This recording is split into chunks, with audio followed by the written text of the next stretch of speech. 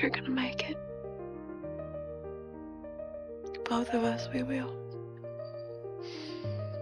That's the hard part. I'm not alone. Why didn't you tell me?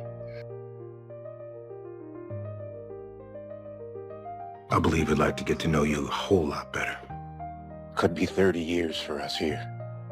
That's still too short. Don't go.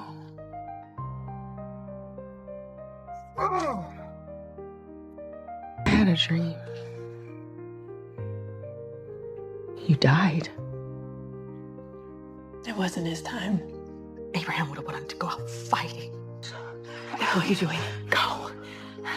It's not your time. There's got to be a point to it, right?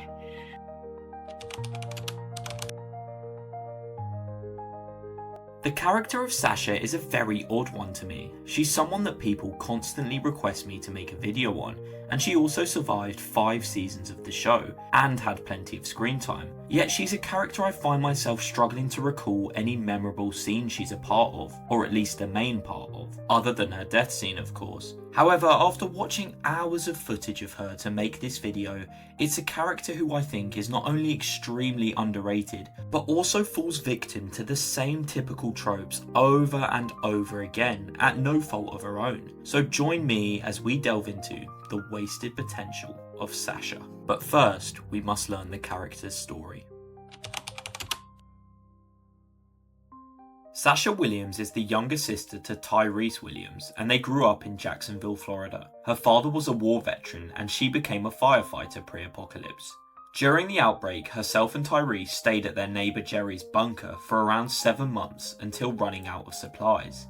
After this, they joined a larger group of around 25 survivors. However, one night their camp became overrun, and this leads us to the first episode in which Sasha appears, titled Made to Suffer, where herself and Tyrese, Alan, Donna and Ben all enter the prison and meet up with Carl Grimes, who leads them to our main group. However, Rick, after just losing Laurie, isn't in the best headspace, so Sasha and co decide to leave, which is where they will come across Woodbury. This is where they will call home for a couple of days before realising the governor is an unhinged and crazy individual. Sasha and Tyrese then bring a bus full of Woodbury natives to the prison to come and live, and after making themselves useful and becoming an asset to Rick's group, the prison is destroyed in the governor's siege. This is where Sasha gets closer to Bob, as they head to Terminus, eventually falling in love and starting a relationship. However, tragically Bob is bitten and later dies, and not too long after, her brother Tyrese also meets the same fate. Following the two characters' deaths, Sasha becomes cold and feels no urge to live, until she meets Abraham. The two instantly hit it off, and after Abraham chooses Sasha over Rosita, it causes a love triangle within our group. Sasha and Abraham go from strength to strength, and inspired by Glenn and Maggie, they even plan to have a child, until Abraham is tragically killed in the infamous lineup scene at the hands of Negan. After this, Sasha once again loses her purpose, but after reconciling with Rosita and becoming friends, the two plan to take out revenge by killing Negan themselves. However, after Sasha saves Rosita's life and attempts to kill Negan herself, it ends up in her being captured by the Saviors. After convincing Negan she wants to join the Saviors, Negan plans to bring her to Alexandria to de-escalate any uprising attempts that Rick might be planning. But unbeknownst to Negan, Sasha has a plan. Eugene slips her a deadly pill which she plans to take in her coffin while she's being transported to Alexandria, and as Negan reveals to the group Sasha has become a saviour, he finds the reanimated corpse of her inside the coffin, and although she doesn't kill Negan, it allows Rick and the group valuable time to fight back against the Saviours. So ultimately her sacrifice was a success, and that's a very brief summary of Sasha's story. So now let's delve into the wasted potential of the character. Sasha's character was often tied to tragic events and loss, such as the death of her brother Tyrese or love interests Bob and Abraham. While this helped to shape her character, it often seemed like she was stuck in a constant cycle of grief. She became more closed off and a combative character, and her storylines revolved around her coping with death, rather than her allowing to grow and evolve as a character. Whilst it's realistic for someone to struggle with grief, it felt like Sasha was only given this one dimension, and the writers leaned too heavily on it. The constant focus on her pain without exploring other storylines made it seem like she was only there to experience trauma, rather than to thrive and evolve as a character. I mean, it just felt like we were watching the same storyline play out every single time. She'd lose someone she loved, and then she'd lose the will to live before finding a new purpose. It was like watching Groundhog Day. Other characters like Carol, Rosita and Morgan also experienced immense loss, but they were not defined by these losses and instead got arcs that showed the audience their transformations. Sasha's journey never got the same level of care, and it felt like the writers didn't know what to do with her character, so they forced her into relationships just to try and add some depth to the character.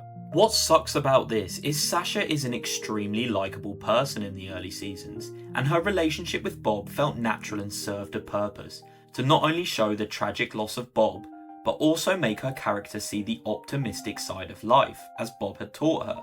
But she forgets all of this extremely quickly, and it just seemed like her development was wasted, as the writers just go round in circles and Sasha never really gets anywhere. I mean, she's the exact same in season 7 as she was in season 4, and it just felt like every time the writers needed to kill a member of the group off, it would be somebody that Sasha was close with. I mean, think about it. We get Bob and Tyrese's death, Sasha understandably loses all drive and sense of purpose, and then Noah dies, who she said wouldn't make it, hence making her feel extremely guilty. And then finally Abraham dies, making her not want to be alive anymore. And although her sacrifice is a great scene and very heroic of the character, it's like she was a trauma scapegoat for the cast through season 5, 6 and 7. Her relationship with Tyrese was amazing and a personal highlight through season 4 and 5 for me, and after his death I thought Sasha would evolve and take what she learned from her brother and become a really key member in the group. But she doesn't, she just kind of mopes about again, and I felt like it was such a huge waste for this really good character. Although I don't have as big as a problem with the Sasha and Abraham relationship as some people in the community, I do agree it did feel a tiny bit forced, as they didn't have much screen time to develop, and it made Sasha's grief after his death seem a little out of proportion, because the audience wasn't shown enough to care deeply about the bond. Instead of building up their connection over time, the show rushed through it, which made it harder for viewers to fully empathise with her feelings of loss. This, in turn, undermined her character's motivations, and it felt like the writers were trying to get the audience to care more about Sasha. I think had of Rosita acted the way Sasha did, no one would bat an eyelid because of their well-known history. But to me, it felt like the writers substituted Sasha in for Rosita because they didn't want to kill Rosita off. It all just felt a bit abrupt and extremely out of character for Abraham to just break things off with Rosita. It made it seem like Sasha was being positioned as a new romantic interest simply for drama's sake, rather than for a compelling narrative reason. This also caused the tension between Sasha and Rosita to form, which just felt so unnecessary, and we didn't need them to be pit up against each other. Ultimately, Sasha's character deserved way better than these cheap tricks from the writers for drama purposes, and Abraham just felt like a tool to bring Sasha out of her self-destructive path that she was veering down. Part of the reason Sasha's character was killed off was because of Sonequa Martin Green leaving to take a lead role in Star Trek Discovery. It meant that Sasha's exit had to be handled within the constraints of the show's timeline and narrative. This led to her departure being more abrupt than it might have otherwise been. I believe with more time, Sasha's character could have finally evolved and broken the constant chain that I talked about in the first point of this video. But due to the actress leaving, the writers were backed into a corner and had to cut her storyline short. Sonequa Martin Green did a phenomenal job in the role as Sasha, and I think having her stick around would have done wonders for how her character's remembered. By no means does Sasha have a bad reputation within the show, but I think her constant falling into the same tropes did start to annoy fans slightly. While Sasha's heroic sacrifice was memorable, it's possible that her story arc could have been extended if the actress had not needed to leave the show. The decision to write her out was made to accommodate her career move, which is understandable, but it resulted in a rushed ending that left viewers wanting more closure from her character. We never truly see Sasha develop, and although, like previously mentioned, the writers were backed into a corner with the actress wanting to leave, they still had 5 seasons to give her a memorable or meaningful character arc, but unfortunately she never gets this.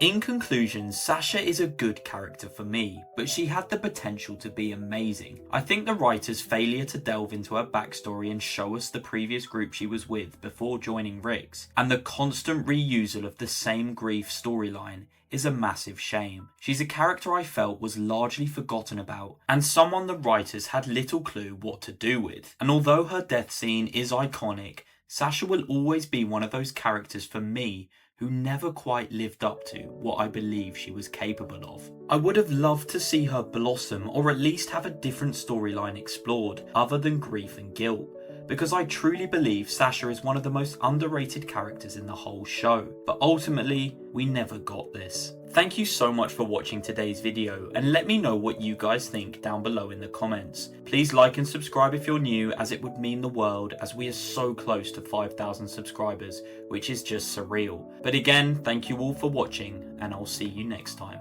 Goodbye.